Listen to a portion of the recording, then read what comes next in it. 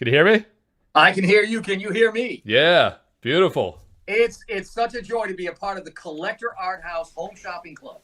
Yeah, man, we got a nice little infomercial going. I love your setup too, and you showed me some pictures earlier, and I appreciate the like 1 to 2 hour early reveal. Yes, indeed. I mean, It's actually, you got exciting. a full 3 hours here, man. You Yeah, got a world exclusive for 3 hours. No one in the world saw those except me and myself. yeah, Yeah, yeah.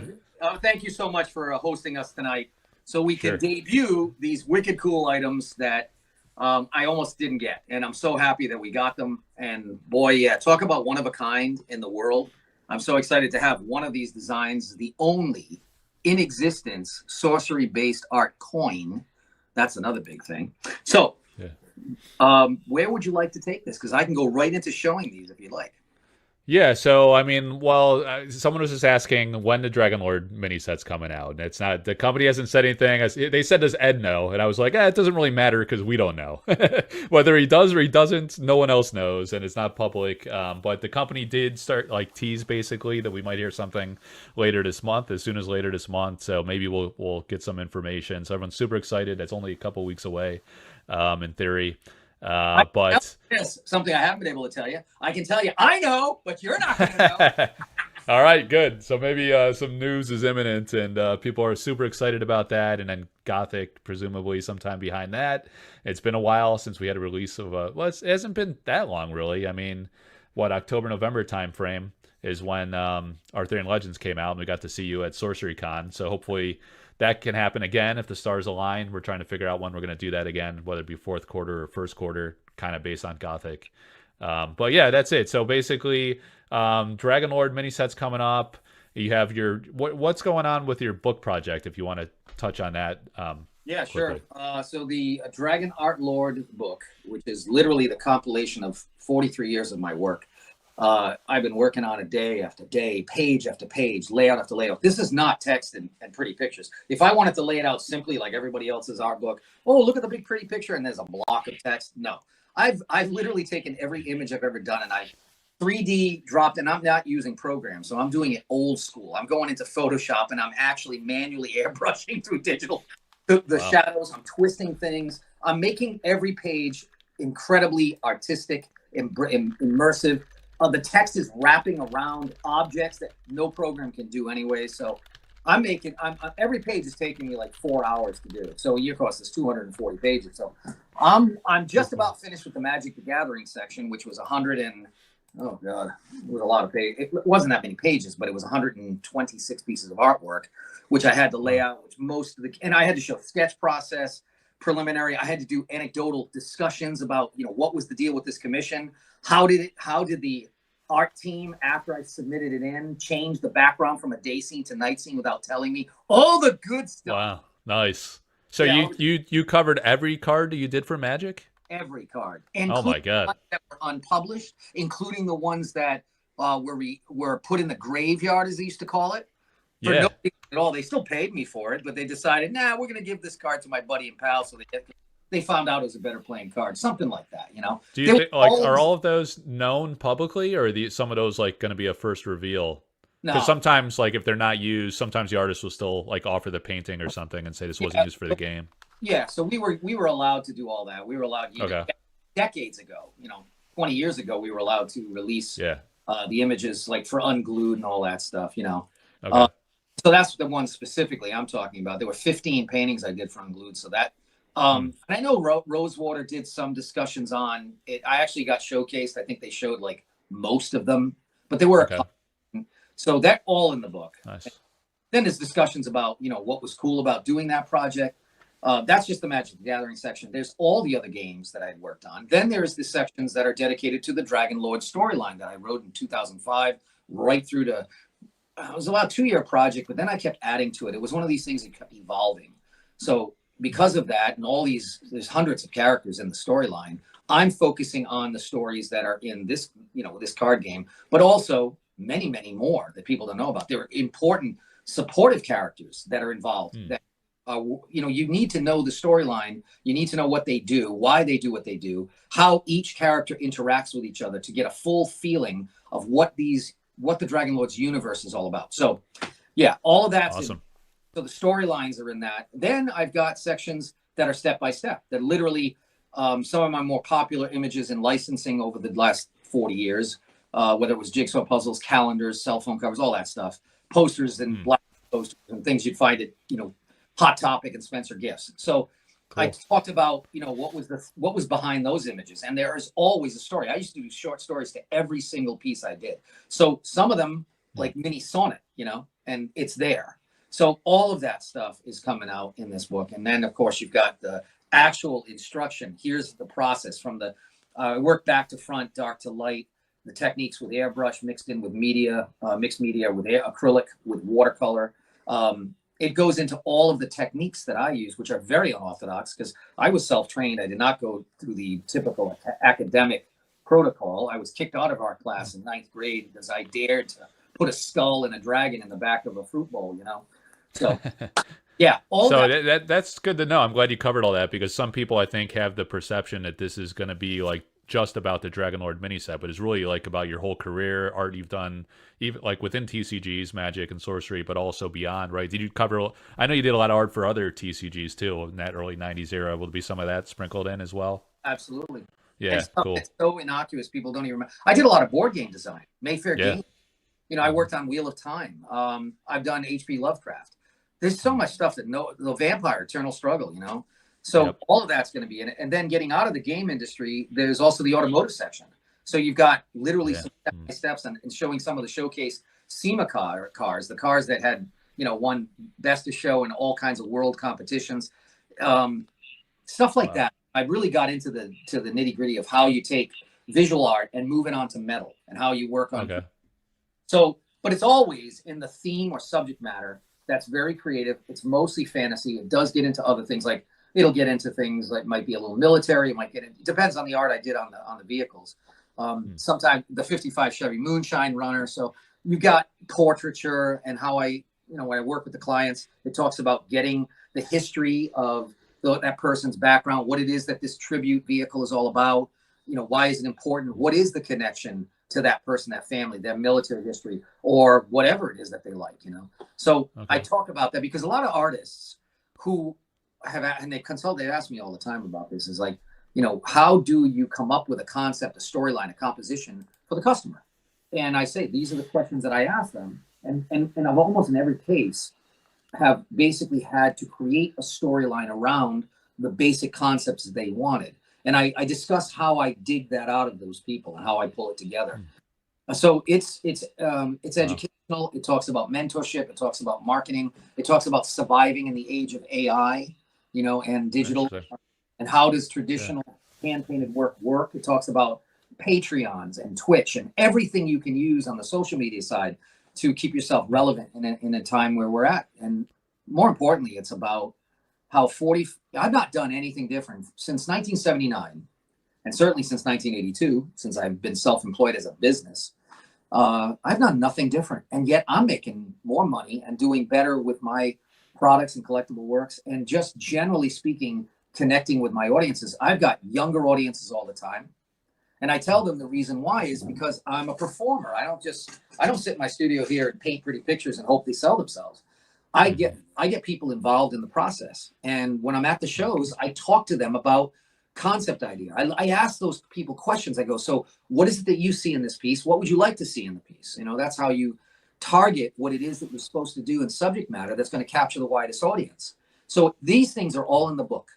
But I would say they're divided into chapters, but there's a pretty healthy, very big chapter on the Dragonlord storyline, because that whole entire world is so relevant for the game. It'll definitely increase the immersive effect of how you play the game. Once you know what these characters are about, they're going to come to life in a different way than you never expected.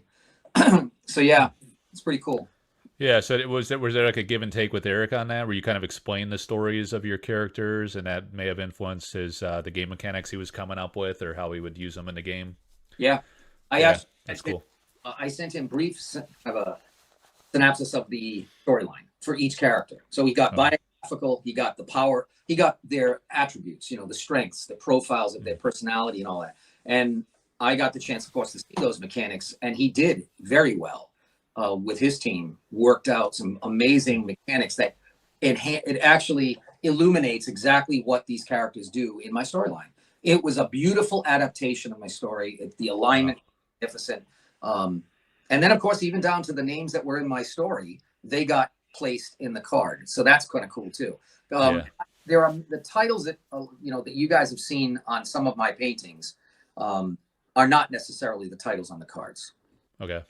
So because you have information such as in the Dragonlord storyline that was never released, that it will be released in this book, and those include the story.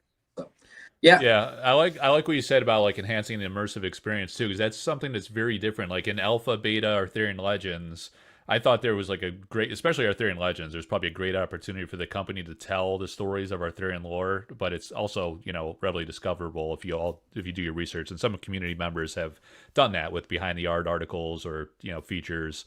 But like their whole philosophy was like the player kind of discovers the stories. You can do your research on the concept outside of the game, but they're not like dictating the lore and trying to tell you that.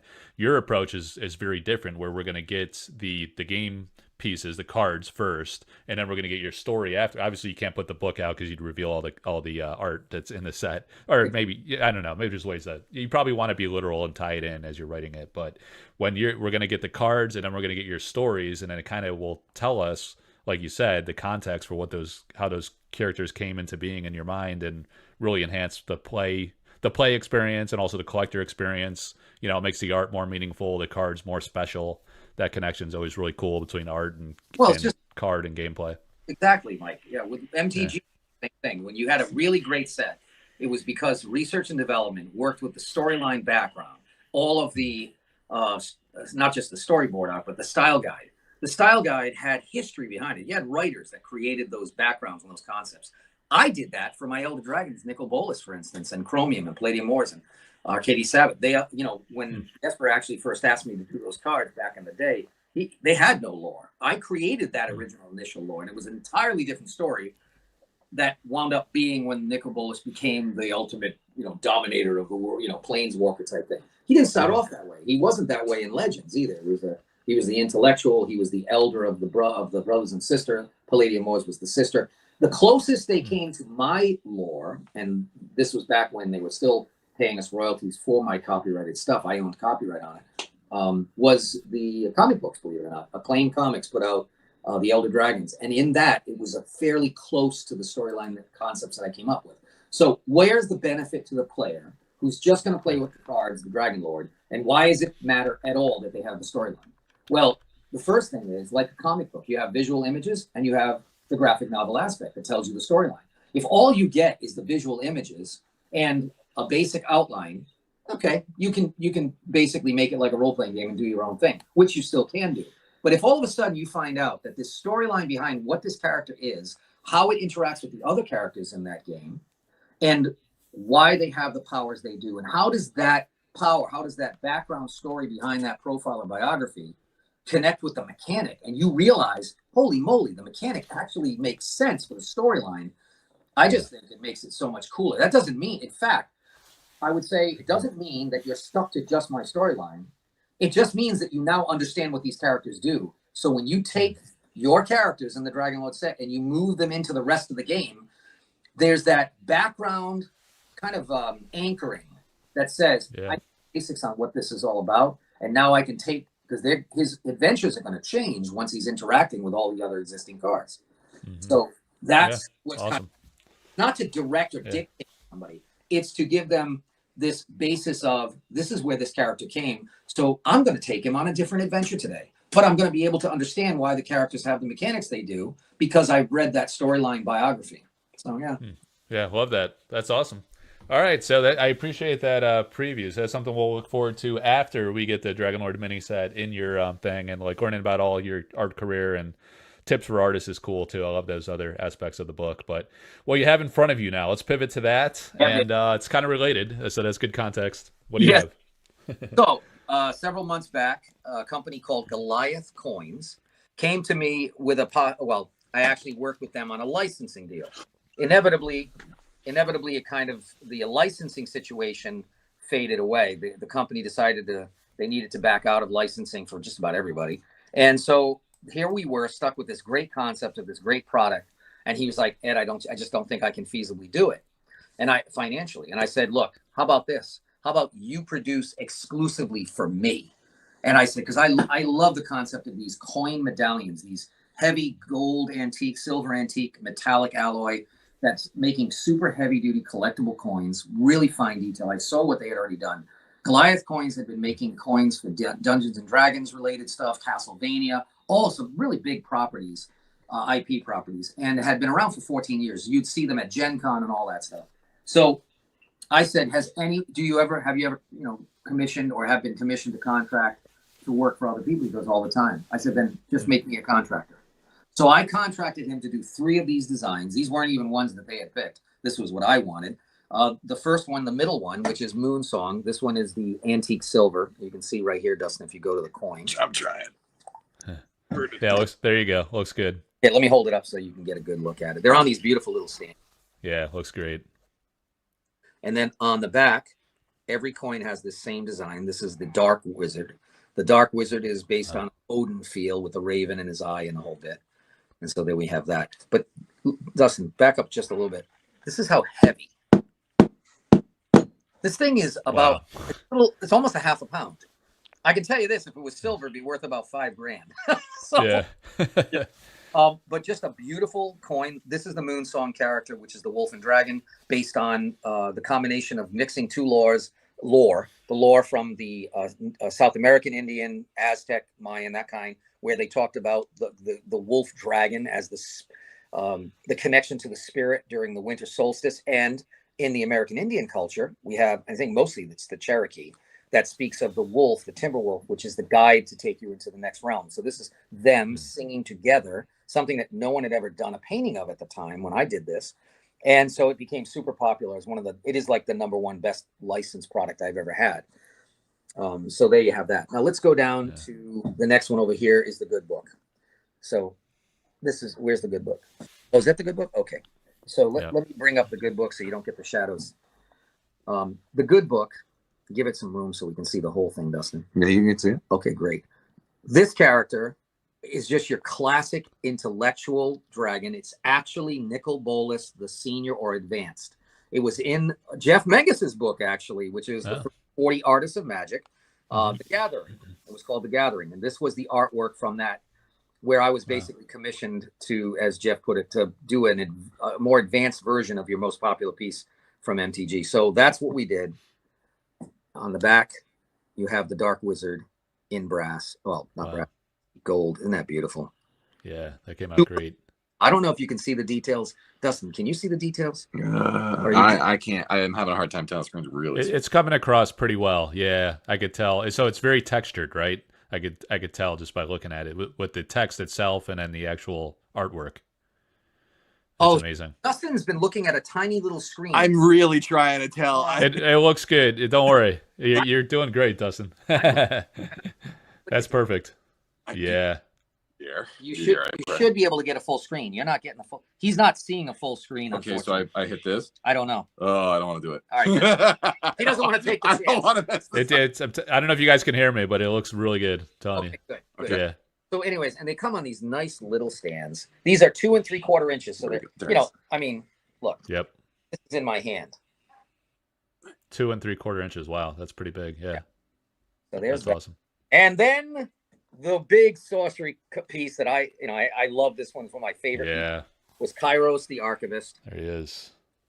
And why don't we get up like this so you can see with light? Can you see it now? Yeah, there we go. Isn't that beautiful? Yep. This thing, I went back and forth with the manufacturing facility on this, trying to get every single little detail. We revised, and they managed to get, you can't see it here, but every little book on the shelf is in this coin. It's absolutely stunning. And again, the backside is the Dark Wizard. I personally think, everyone's I know is going to buy 2 because they want to be able to display at least one to actually display the back of the coin too. But yeah, this is Kairos in his chamber. It's a perfect, even down to the little imp that's looking through the magnifying glass. His face is there.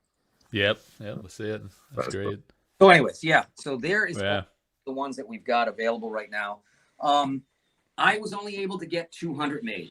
The tariff situation really kind of killed Goliath and many companies, because just so you know, the only foundry that could do anything close to this, and they could not do it to this level, they were only able to do smaller ones, that's in the United States. At the volume of 200 would have been, I already had got a quote because I had a licensing deal with them way back a couple of years ago. It was about $45 per coin minimum, my cost, and that was even at 500 units. You simply it's 500% more to manufacture in the States, but there's only one foundry that could do this, and they couldn't even do this. They could only do a smaller version. So I guess the bottom line is, it's just like so many other board games. You know, there just isn't a place in the U.S.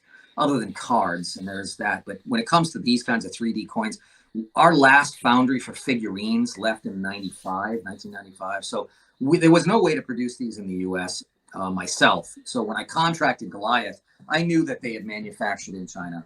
And, you know, I just said, look, these guys did great work. My statues, my figurines that I licensed with Unicorn Publishing, they did every figurine you see in the world is done in China, no matter if it's a Yadro or whatever, the highest quality there is. But I just wanted to make sure that I could make these affordable for folks. So they had successfully been able to work with their manufacturing plants and get the price points around $20 to $35.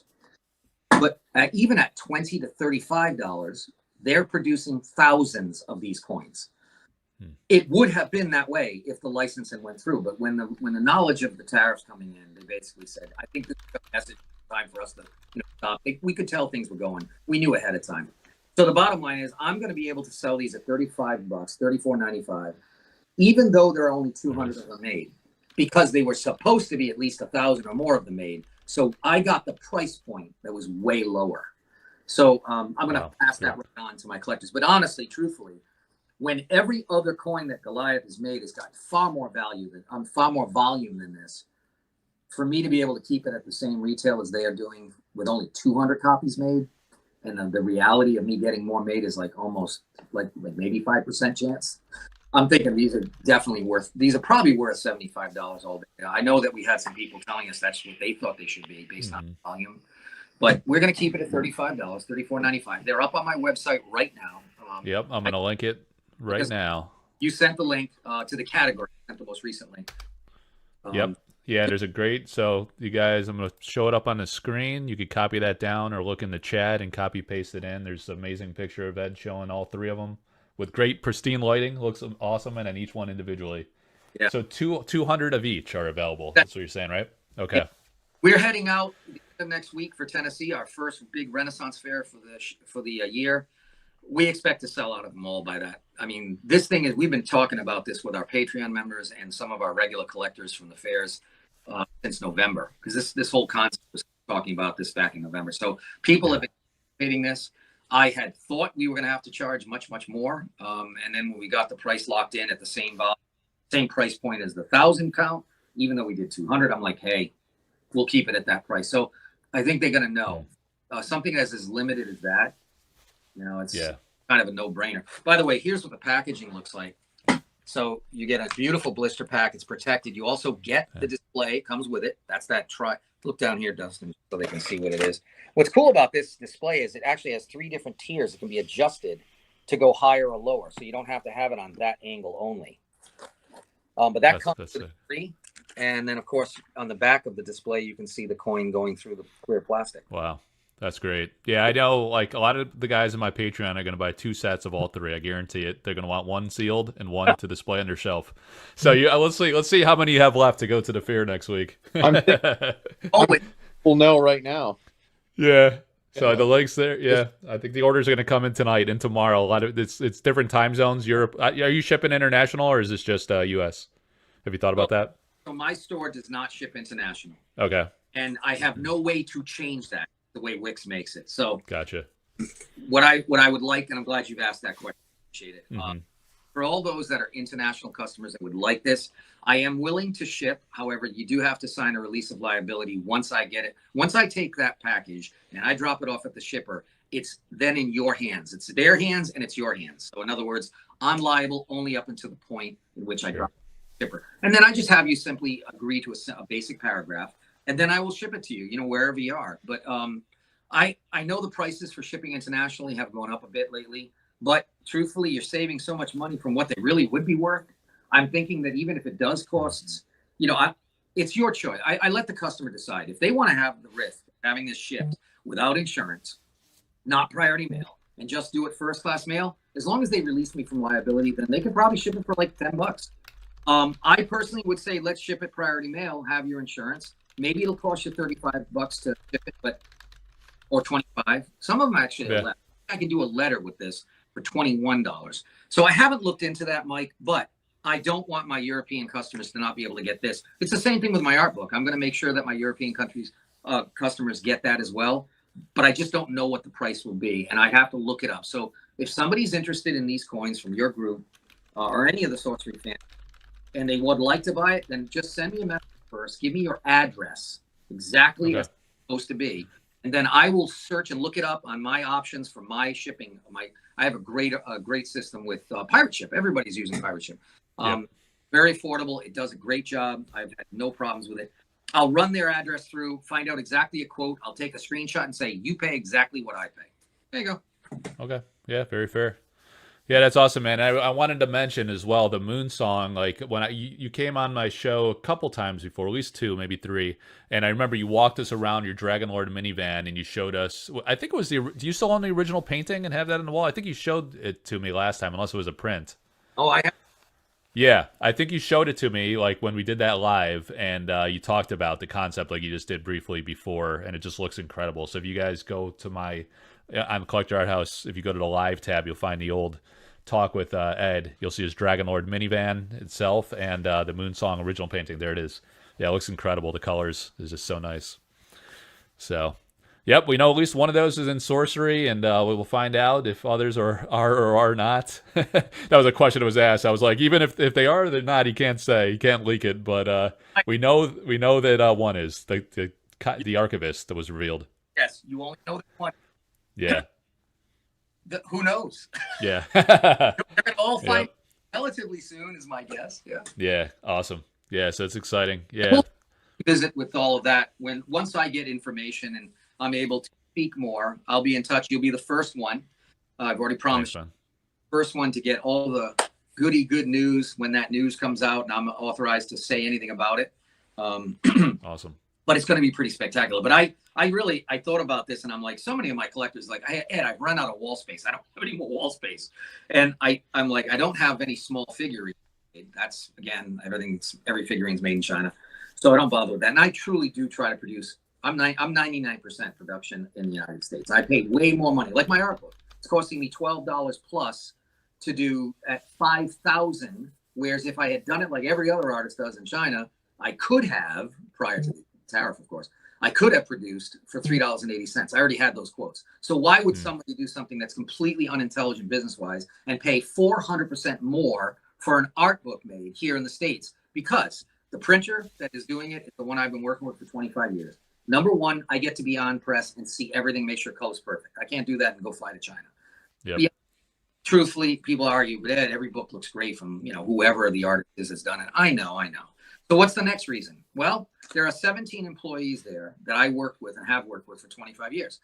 Their jobs and livelihood are dependent on us making money for them. So my attitude is, I'm not looking at this art book to make 400% profit. I'm just making it because it's my legacy.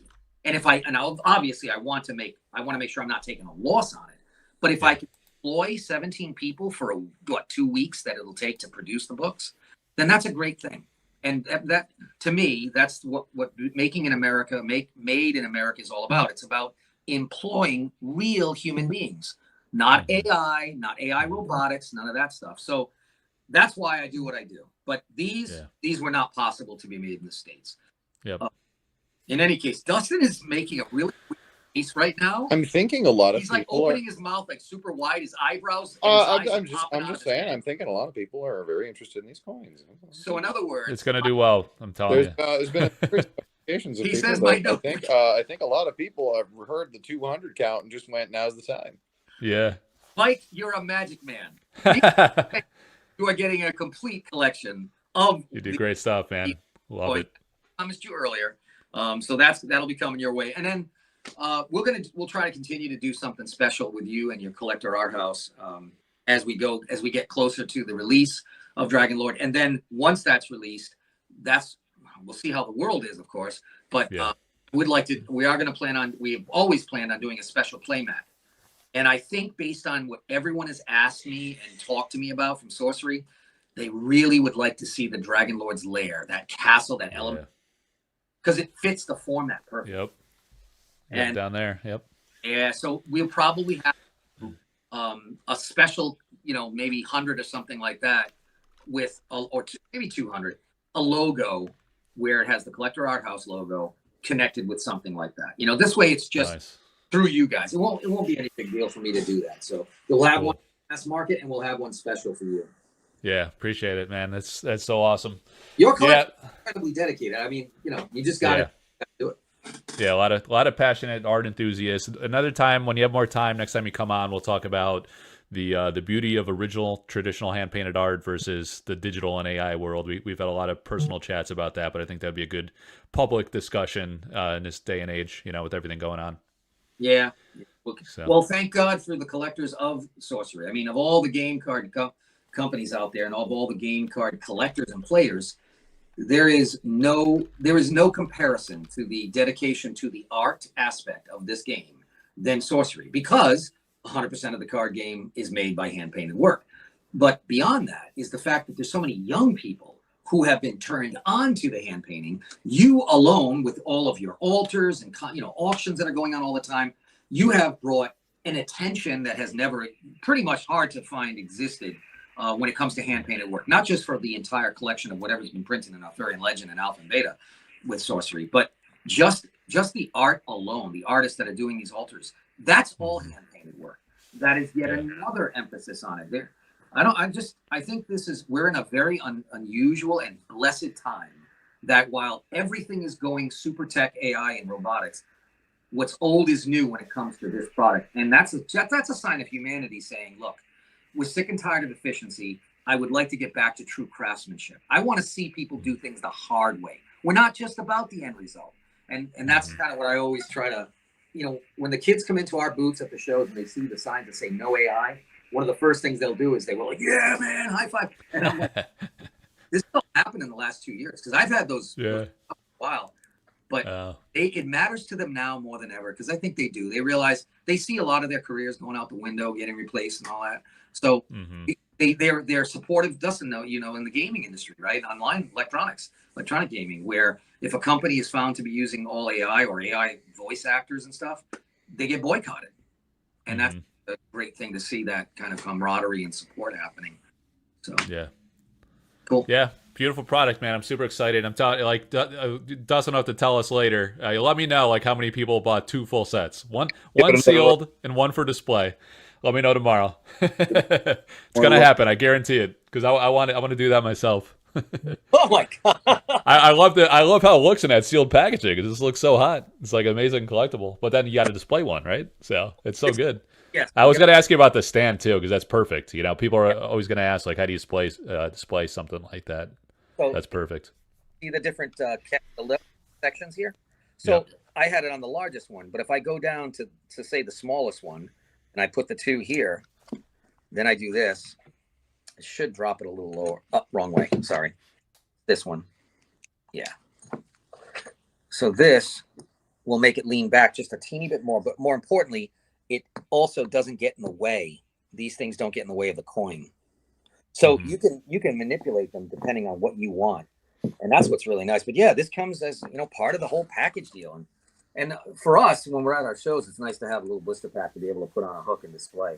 But this protects. But they do weigh about a half a pound. I mean, these are heavy, man. That's cool. They're durable. They're heavy. They feel like quality, the weight. I wish I could translate the weight over the internet, but we really can't. Yeah. It's not a soft metal by any means. This is a hard metal. In order for them to, and by the way, everyone is unique. That's the other thing. I don't know if you can see that. Let me show you. Can you see the difference? One of the lighter. Bring it over here. So the backdrops have a little more shadows in it. Then there's, let's take a look at this one real quick. You can see that right there. One's darker than the other. There we go. Yep. And you'll find these kinds of differences throughout the entire thing. I think even this has a difference in the backdrop. Yeah, the wolf is a little bit shinier. This was a little more shadowed. So every one, because they're hand tarnished and they're brushed by hand, have that unique characteristic, which is kind of a nice little added bonus for a coin. They're not. The process to do these was amazing too. It basically is it's a technology that scans my artwork, and like in a 3D program, we get to push, the things. So that's what I was working with. I was actually going in, pulling out more. No, we need to see this jawline a little bit more. Push that back. Yeah, it was pretty wild. Yeah, I was wondering with the Archivist, because it's such an extraordinary amount of detail. I think you got it right behind you there, where you're sitting. It's unbelievable. Yeah, like the book elements, and like to print or to 3D print that, or however they do it. It just you got to pick and choose. Yeah, the pieces. It's very tastefully done. I love the wizard. So the wizard's on the back of all three, like you showed, right? And then the different design. That's basically my logo for the collector coin set. That's cool. I love that. It's got my signature right there, and it says collector. Is it coins? Collector coin collection. Coin collection. Yeah. And awesome. These are cast, so they're not printed, but 3D printed or anything. Actual cast. But again, they're hand brushed, each and every single one of them. So, and it's made of a really nice alloy, which is making it. It's not even. I have felt regular coins feel cheaper than this. These are more medallions than anything else. So very happy. Yeah. Anyways, thank you so much for hosting me tonight. Yeah.